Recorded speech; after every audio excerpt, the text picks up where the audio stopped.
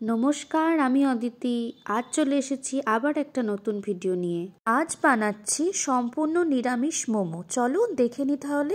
এখানে প্রথমে মোমোর পুরটা তৈরি করে নিতে হবে। যেহেতু এটা পুরোপুরি নিরামিষ বানাবো, তার জন্য এখানে আগে থেকে সেদ্ধ করে রাখা বাঁধাকপিটা কড়াই কিছুটা সাদা তেল দিয়ে ভিনিগার, গোলমরিচের গুঁড়ো, অল্প নুন, অল্প চিনি দিয়ে খানিকক্ষণ নেড়ে নিতে হবে। একটু শুকনো শুকনো মতন করে নিতে হবে।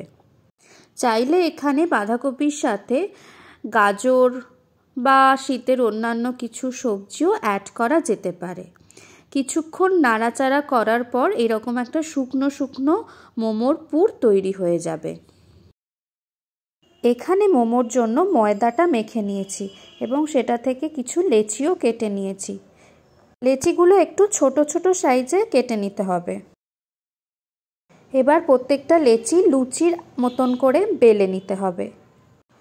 আপনারা তেল দিয়েও বেলতে পারেন, আবার ময়দা দিয়েও বেলতে পারেন। একটু পাতলা পাতলা করে বেলতে হবে। এখানে আমি মোমোর শেপটা কিভাবে তৈরি করছি সেটা দেখিয়ে নিচ্ছি। এখানে আমি মোমোর 2 রকম শেপ দিয়েছি, দুটো শেপই আপনাদের আমি দেখিয়ে দিচ্ছি।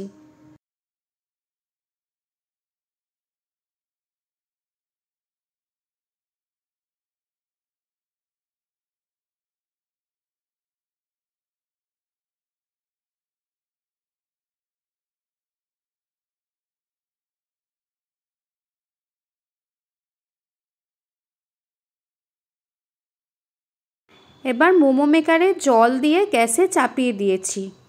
মোমো মেকারটায় দুটো ধাপ আছে। প্রথমে জালি জালিটায় মোমোগুলো রাখা হয়, আর তলাটায় থাকে জলটা, যেটা স্টিম হয়ে ওপরটায় আসে এবং মোমোগুলো সেদ্ধ হয়। জলটা এবার ফুটে গেছে। এবার এক এক করে মোমোগুলো ওপরের ধাপটায় আমি রেখে দেবো। তার আগে ওপরের ধাপটায় যেখানে মোমোগুলো রাখবো সেখানে একটু তেল ব্রাশ করে নেব।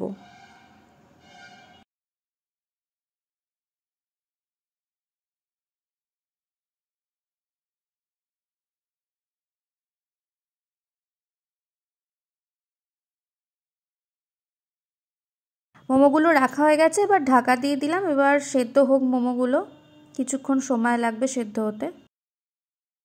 10 মিনিট মতন পরে ফিরে এলাম। এখন মোমোগুলো সেদ্ধ হয়ে গেছে সম্পূর্ণ। এবার ওখান থেকে নামিয়ে নেব প্লেটে। যেহেতু আমার মোমো মেকারটা খুব একটা বড় নয়, তাই জন্য অনেক বেশি মোমো করতে গেলে অনেকবার করতে হয়। তার জন্য একটু খেয়াল রাখবেন যে তলায় জল যেখানে আছে সেই জলটা স্টিম হয়ে কমে যাবে, তাই জন্য মাঝে মাঝে একটু জল অ্যাড করে দিতে হবে।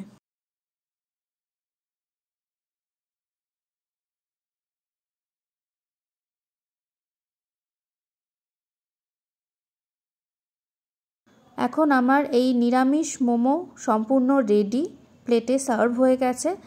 এর সাথে নিয়েছি খানিকটা টমেটো কেচাপ আর একটু মোমো স্যুপ বানিয়ে নিয়েছি। ভিডিওটি ভালো লাগলে দয়া করে লাইক করবেন, কমেন্ট করবেন, শেয়ার করবেন এবং আমার চ্যানেলটি অবশ্যই সাবস্ক্রাইব করবেন। ধন্যবাদ।